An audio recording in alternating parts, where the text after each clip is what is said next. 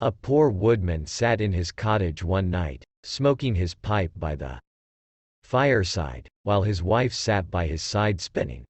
"How lonely it is, wife," said he, as he puffed out a long curl of smoke, "for you and me to sit here by ourselves, without any children to play about and amuse us while other people seem so happy and merry with their children." "What you say is very true," said the wife, sighing and turning round her wheel. "How happy should I be if I had but one child? If it were ever so small, nay, if it were no bigger than my thumb, I should be very happy, and love it dearly." Now, odd as you may think it, it came to pass that this good woman's wish was fulfilled, just in the very way she had wished it. For, not long afterwards, she had a little boy, who was quite healthy and strong, but was not much bigger than my thumb. So they said, "Well, we cannot say we have not got what we wished for, and, little as he is, we will love him dearly," and they called him Thomas Thumb. They gave him plenty of food, yet for all they could do he never grew bigger, but kept just the same size as he had been when he was born. Still, his eyes were sharp and sparkling, and he soon showed himself to be a clever little fellow, who always knew well what he was about. One day, as the woodman was getting ready to go into the wood to cut fuel, he said, "I wish I had someone to bring the cart after me, for I want to make haste." "Oh, father," cried Tom, "I will take care of that. The cart shall be in the wood by the time you want it." Then the woodman laughed, and said, "How can that be? You cannot reach up to the horse's bridle." "Never mind that, father," said Tom. "If my mother will only harness the horse, I will get into his ear and tell him which way to go." "Well," said the father, "we will try for once." When the time came, the mother harnessed the horse to the cart, and put Tom into his ear, and as he sat there the little man told the beast how to go, crying out, "Go on," and "Stop," as he wanted, and thus the horse went on just as well as if the woodman had driven it himself into the wood. It happened that as the horse was going a little too fast, and Tom was calling out, "Gently, gently," two strangers came up. "What an odd thing that is," said one. "There is a cart going along, and I hear a carter talking to the horse, but yet I can see no one." "That is queer, indeed," said the other. "Let us follow the cart, and see where it goes." So they went on into the wood, till at last they came to the place where the woodman was. Then Tom Thumb, seeing his father, cried out, "See, father, here I am with the cart, all right and safe. Now take me down." So his father took hold of the horse with one hand, and with the other took his son out of the horse's ear, and put him down upon a straw, where he sat as merry as you please. The two strangers were all this time looking on, and did not know what to say for wonder. At last one took the other aside, and said, "That little urchin will make our fortune, if we can get him, and carry him about from town to town as a show. We must buy him." So they went up to the woodman, and asked him what he would take for the little man. "He will be better off," said they, "with us than with you." "I won't sell him at all," said the father. "My own flesh and blood is dearer to me than all the silver and gold in the world." But Tom, hearing of the bargain they wanted to make, crept up his father's coat to his shoulder and whispered in his ear, "Take the money, father, and let them have me. I'll soon come back to you." So the woodman at last said he would sell Tom to the strangers for a large piece of gold, and they paid the price. "Where would you like to sit?" said one of them. "Oh, put me on the rim of your hat. That will be a nice gallery for me. I can walk about there and see the country as we go along." So they did as he wished, and when Tom had taken leave of his father they took him away with them. They journeyed on till it began to be dusky, and then the little man said, Let me get down, I'm tired." So the man took off his hat, and put him down on a clod of earth, in a plowed field by the side of the road. But Tom ran about amongst the furrows, and at last slipped into an old mouse-hole. "Good night, my masters," said he, "I'm off. Mind and look sharp after me the next time." Then they ran at once to the place, and poked the ends of their sticks into the mouse-hole, but all in vain. Tom only crawled farther and farther in. And at last it became quite dark, so that they were forced to go their way without their prize, as sulky as could be. When Tom found they were gone, he came out of his hiding place. "What dangerous walking it is," said he, "in this plowed field. If I were to fall from one of these great clods, I should undoubtedly break my neck." At last, by good luck, he found a large empty snail shell. "This is lucky," said he, "I can sleep here very well," and in he crept. Just as he was falling asleep, he heard two men passing by, chatting together. And one said to the other, "How can we rob that rich parson's house of his silver and gold?" "I'll tell you," cried Tom. "What noise was that?" said the thief, frightened. "I'm sure I heard someone speak." They stood still, listening, and Tom said, "Take me with you, and I'll soon show you how to get the parson's money." "But where are you?" said they. "Look about on the ground," answered he, "and listen where the sound comes from." At last the thieves found him out, and lifted him up in their hands. "You little urchin," they said, "what can you do for us?" "Why, I can get between the iron window bars of the parson's house, and throw you out whatever you want." "That's a good thought," said the thieves. "Come along, we shall see what you can do." When they came to the parson's house, Tom slipped through the window bars into the room, and then called out as loud as he could bawl, "Will you have all that is here?"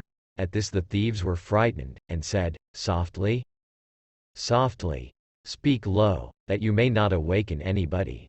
But Tom seemed as if he did not understand them, and bawled out again, "How much will you have? Shall I throw it all out?" Now the cook lay in the next room, and hearing a noise she raised herself up in her bed and listened. Meantime the thieves were frightened, and ran off a little way. But at last they plucked up their hearts, and said, "The little urchin is only trying to make fools of us." So they came back, and whispered softly to him, saying, "Now let us have no more of your roguish jokes, but throw us out some of the money." Then Tom called out as loud as he could, "Very well. Hold your hands, here it comes." The cook heard this quite plain, so she sprang out of bed, and ran to open the door. The thieves ran off as if a wolf was at their tails, and the maid, having groped about and found nothing, went away for a light. By the time she came back, Tom had slipped off into the barn, and when she had looked about and searched every hole and corner, and found nobody, she went to bed, thinking she must have been dreaming with her eyes open. The little man crawled about in the hayloft, and at last found a snug place to finish his night's rest in, so he laid himself down, meaning to sleep till daylight, and then find his way home to his father and mother. But alas, how woefully he was undone! What crosses and sorrows happen to us all in this world! The cook got up early, before daybreak, to feed the cows, and going straight to the hayloft, carried away a large bundle of hay, with the little man in the middle of it, fast asleep. He still, however, slept on, and did not awake till he found himself in the mouth of the cow, for the cook had put the hay into the cow's rick, and the cow had taken Tom up in a mouthful of it. "Good lack-a-day," said he, "how came I to tumble into the mill?" But he soon found out where he really was, and was forced to have all his wits about him, that he might not get between the cow's teeth, and so be crushed to death. At last, down he went into her stomach. "It is rather dark," said he. They forgot to build windows in this room to let the sun in. A candle would be no bad thing. Though he made the best of his bad luck, he did not like his quarters at all.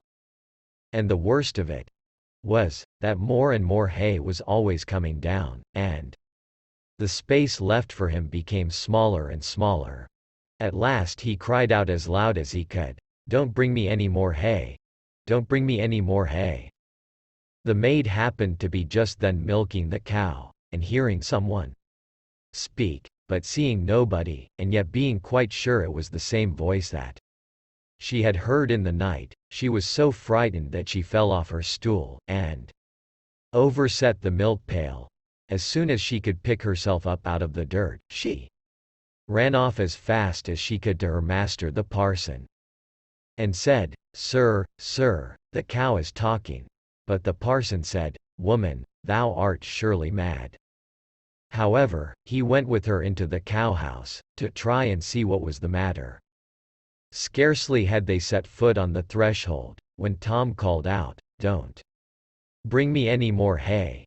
Then the parson himself was frightened, and thinking the cow was surely bewitched, told his man to kill her on the spot. So the cow was killed, and cut up, and the stomach, in which Tom lay, was thrown out upon a dunghill. Tom soon set himself to work to get out, which was not a very easy task. But at last, just as he had made room to get his head out, fresh ill luck befell him.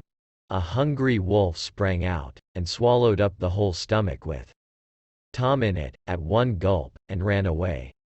Tom, however, was still not disheartened, and thinking the wolf would not dislike having some chat with him as he was going along, he called out, "My good friend, I can show you a famous treat." "Where's that?" said the wolf. "In such and such a house," said Tom, describing his own father's house. "You can crawl through the drain into the kitchen and then into the pantry, and there you will find cakes, ham, beef, cold chicken, roast pig, apple dumplings, and everything that your heart can wish." The wolf did not want to be asked twice, so that very night he went to the house and crawled through the drain into the kitchen, and then into the pantry, and ate and drank there to his heart's content. As soon as he had had enough, he wanted to get away, but he had eaten so much that he could not go out by the same way he came in. This was just what Tom had reckoned upon, and now he began to set up a great shout, making all the noise he could. "Will you be easy?" said the wolf. "You'll awaken everybody in the house if you make such a clatter." "What's that to me?" said the little man. "You have had your frolic, now I've a mind to be merry myself," and he began singing and shouting as loud as he could. The woodman and his wife, being awakened by the noise, peeped through a crack in the door, but when they saw a wolf was there, you may well suppose that they were sadly frightened, and the woodman ran for his axe, and gave his wife a scythe. "Do you stay behind," said the woodman, "and when I have knocked him on the head you must rip him up with the scythe." Tom heard all this, and cried out, "Father, father, I am here, the wolf has swallowed me." And his father said, "Heaven be praised, we have found our dear child, Ogden." And he told his wife not to use the scythe for fear she should hurt him. Then he aimed a great blow, and struck the wolf on the head, and killed him on the spot. And when he was dead they cut open his body, and set Tommy free. "Ah," said the father, "what fears we have had for you." "Yes, father," answered he. "I have traveled all over the world, I think, in one way or other, since we parted, and now I am very glad to come home and get fresh air again." "Why, where have you been?" said his father. "I have been in a mouse hole, and in a snail shell, and down a cow's throat, and in the wolf's belly, and yet here I am again, safe and sound." "Well," said they, "you are come back, and we will not sell you again for all the riches in the world." Then they hugged and kissed their dear little son. and gave him plenty to eat and drink, for he was very hungry. And then they fetched new clothes for him, for his old ones had been quite spoiled on his journey. So Master Thumb stayed at home with his father and mother, in peace. For though he had been so great a traveler, and had done and seen so many fine things, and was fond enough of telling the whole story, he always agreed that, after all, there's no place like home.